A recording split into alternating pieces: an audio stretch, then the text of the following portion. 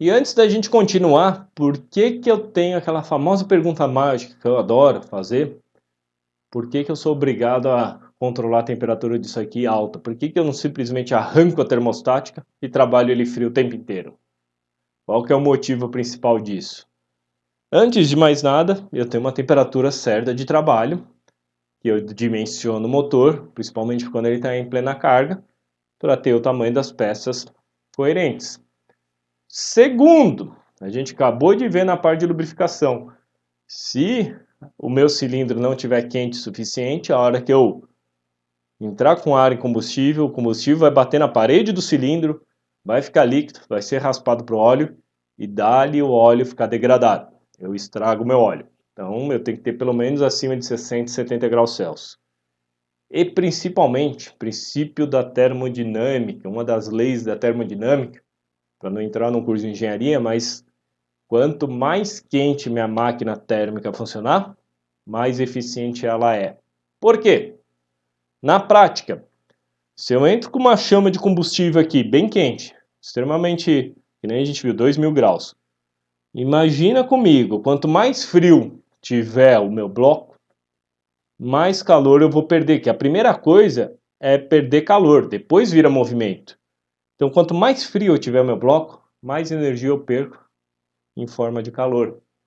Ou seja, se eu arrancar a termostática, além de eu degradar o óleo e ter todo esse problema de dimensional das peças que vai me comprometer a durabilidade do motor, eu vou gastar mais combustível. Porque se o meu bloco está tipo 40 graus Celsius, 50 graus Celsius, e eu estou queimando combustível, eu estou rejeitando muito calor para as paredes. Compensação, se eu estou com um bloco a 100, 110 graus, lindo, porque eu vou rejeitar muito menos calor e vai virar muito mais movimento.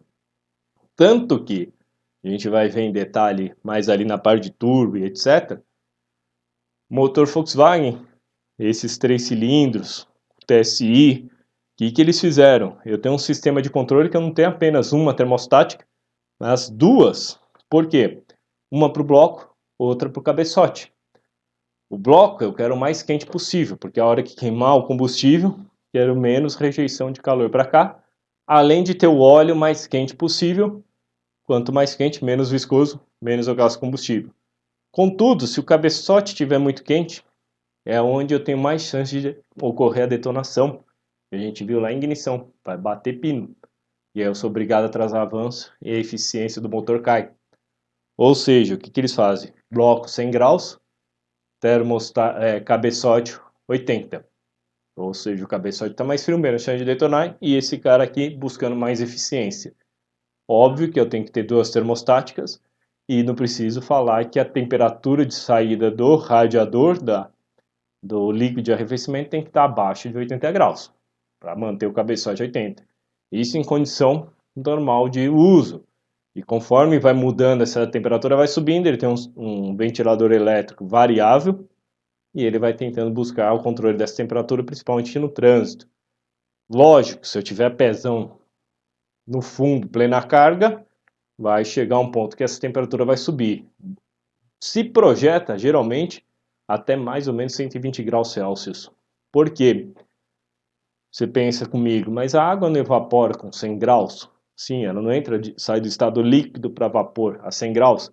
Se eu tiver vapor aqui, ferrou, não troco mais calor e eu posso quebrar o motor. Mas já repararam que o motor ele tem um reservatório pressurizado? Tá até escrito lá quando estiver quente não abrir. É o mesmo princípio da panela de pressão. Quanto mais pressurizado eu tiver, maior vai ser a minha temperatura de evaporação, de mudança. Evaporação não, de mudança de estado líquido para vapor. Então eu pressurizo para permitir que meu motor trabalhe mais quente ainda. E com um aditivo próprio, eu jogo a temperatura de mudança de fase mais para cima ainda. Então é por isso que eu trabalho com tudo pressurizado. E aí você me pergunta, por que então não trabalhar com pressões mais altas ainda?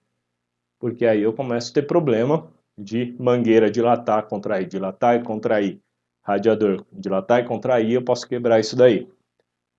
E quando eu chego numa temperatura extremamente alta, que você vem subindo de serra, se o carro tem algum problema de sistema de arrefecimento, a temperatura chega tão alta que você começa a ver o vapor saindo pelo capô. Por quê? É quando a válvula da tampa, ou no radiador, nos carros japoneses, ou naquele reservatório, ela tem um limite de pressão que ela abre para tudo não explodir, e aí sai o vapor, né?